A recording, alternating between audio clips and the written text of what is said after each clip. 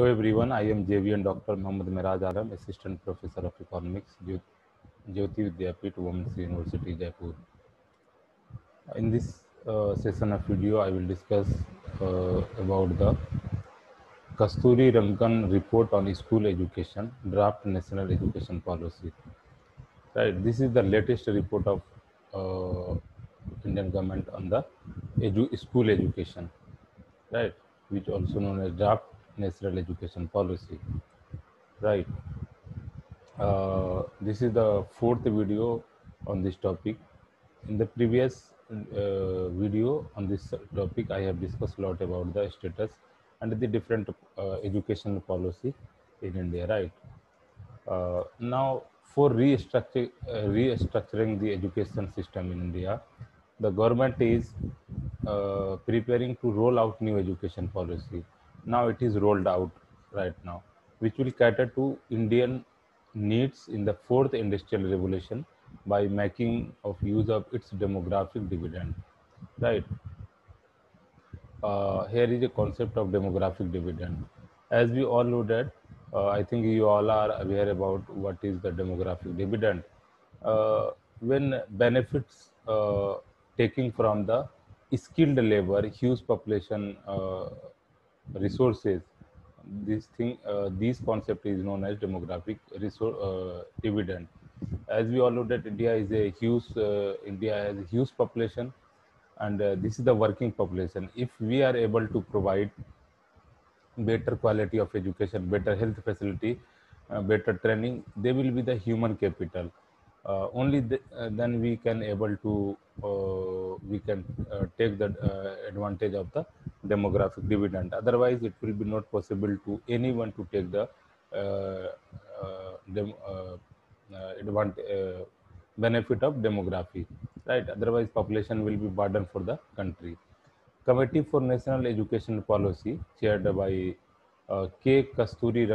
Rangan, submitted its report on May 31, 2009. Right. The reports includes on discussed about a lot about the education policy. Right. School education. Let's start from the school education. First, the committee suggested the problems, right? Identify the problems. What is the problems in the school education system? Let's discuss one by one. Low accessibility, which means the first problem is the low accessibility. Low accessibility means education is not accessible for all the people, right? Reach, there is a lack of reach of education to the every section of the society. This is the problem of education system. Education should be accessible to all, right? That's why in each ward there is a provision of a primary school, so everyone can get the at least a primary education in their area. The curriculum doesn't meet the development needs of children. The second problem was the existing curriculum is not meet the development needs of the children. What type of development of needs required for the children? The children should be provided education which promotes the thinking, right? Which promotes the thinking ability of the children. The next problem is a lack of qualified and trained teacher. This is the most debatable topic, because if there is a lack of qualified teacher in the school, there will be a problem of quality education, right? We can expend a lot on the infrastructure level, on the dresses of the student, on the books of the student, and the other expenses. If there is a lack of qualified teacher, whole expenditure will be perished, right? Whole expenditure will go into the well, right? So there is urgent need of qualified and qualified teacher in the schools. Substandard pedagogy. Pedagogy is the method of teaching. As we all know that pedagogy means it is a method of teaching. The method of teaching which is which is in practices in India is a substandard. In some of the southern states, they have used better pedagogy as compared to northern central part of India. They basically the Hindi belt of India is most backward states, right? Their pedagogy system is not good because there are several other reasons as well. These areas are usually huge number of population. There are student teacher ratio is also not good, right? The next problem is currently the most early childhood education is delivered through Anganwadis and the private preschools. However, there has been less focus on the educational aspect of early childhood. As we all aware about that, Anganwadi is a concept in India, practices in India. In each and every ward, there is a concept of Anganwadi where the ward's children have been joined in a Anganwadi Kendra where there is a one teacher, you can say. There are not full trained teacher, there are a half trained teacher are supervise and guide. You can understand Anganwadi by a pre schools, right? uh, and there is a private preschools which is also not providing early childhood education. This is the problem of schools. The policy recommends developing two-part curriculum for early childhood care and education, guidelines for up to 3-year-old children, right? Educational framework for 3 to 8-year children. uh, this would be implemented by providing and expanding the Anganwadi system and co-locating Anganwadi with the primary schools. Right. The right to the next is the Right to Education Act 2009, which is also known as RTA, expanding the ambit of the act to all children between the ages of 3 to 18 years, thus including early childhood education and secondary school education. Revive a recent amendment to the RT Act on continuous and comprehensive education, comprehensive evaluation, and the non-detention policy. Right. There should be no detention of children till class 8. Instead, schools must ensure that children are achieving age-appropriate learning levels. Curriculum framework. The current structure of school education to be restructured based on the development needs of the student. Right. This is the problem of the curriculum. Curriculum structure based on the development needs of the student. 10 plus 2 plus 3 structure to be replaced by 5 uh, minus 3 minus 3 minus 4, designed comprising 5 year of fundamental stages, 3 year of preschooling, and classes 1 and 2, right? 3 years of preparatory stages, class 3 to 5, and next 3 years for middle stages, class 6 to 8, and 4 years of secondary stage, that is 9 to 12. This is the structure suggested by the committee, Rangan committee. Current education system solely focuses on rote learning, rote learning. The curriculum load should be reduced to its essential core content, right? School exam reforms. Current board examination force student to concentrate only on a few subjects. Okay, do not test learning in a formative manner. Cause stress. This method of exam causes stress among the student. To track student progress throughout their school experience, state census examination in the classes 3, 5, and 8 should be established, right?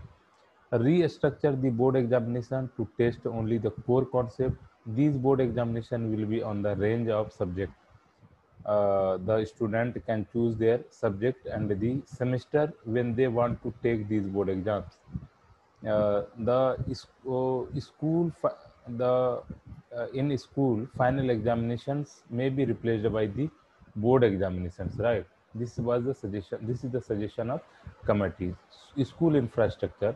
The committee also suggested some points on the highlight the points on the school infrastructure and also suggested the solution, right? Although establishing primary school in every habitation has increased the access to education, It has led to the development of very small school, making it operationally complex. Hence, the multiple public schools should be brought together to form a school complex, right?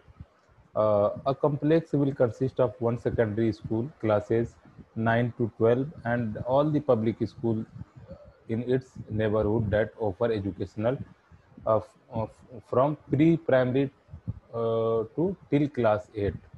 These will also include Anganwadi, vocational education facilities, and an adult education center.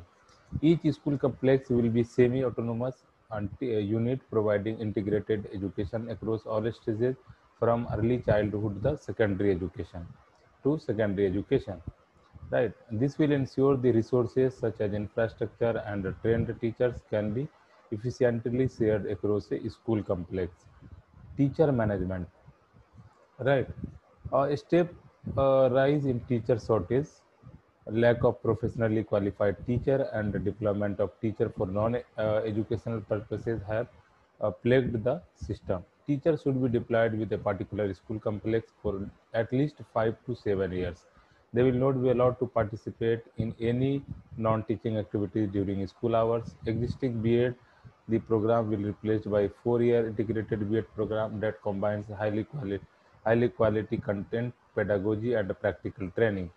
An integrated continuous professional development will also be developed for all subjects. Regulation of schools.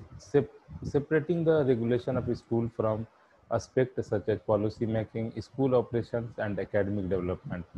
Independent state school regulatory authority for each state that will prescribe basic uniform standard for the public and the private schools. The Department of Education of the state will formulate policy and conduct monitoring and supervision. The committee also this was all about the school level, uh, right? The committee also suggested the recommendations on the higher level, higher education, right? According to the All India Survey on Higher Education, the gross enrollment ratio in higher education in India has increased from 20.8% in 2011-12 to 25.8% in 2007-8. Lack of access is a major reason behind the low intake of higher education. The policy aims to increase gross enrollment ratio to 50% by 2030. This is the target to achieve the 50% gross enrollment ratio by 2030. 35. Regulatory structure and accreditation. Multiple regulators with overlapping mandates reduce the autonomy of higher educational institutions and create an environmental of dependency and centralized decision making. National Higher Education Regulatory Authority should be replaced the existing individual regulators in higher education. Thus, the role of all professional councils such as AICT would be limited to setting a standard for professional practices. The role of the UGC will be limited to providing grants. A separate national assessment and accreditation council from the UGC into an independent and autonomous body. It will function as the top level aggregator, and they will issue license to different accreditation institutions. All existing higher education institutions should be accredited by the 2030.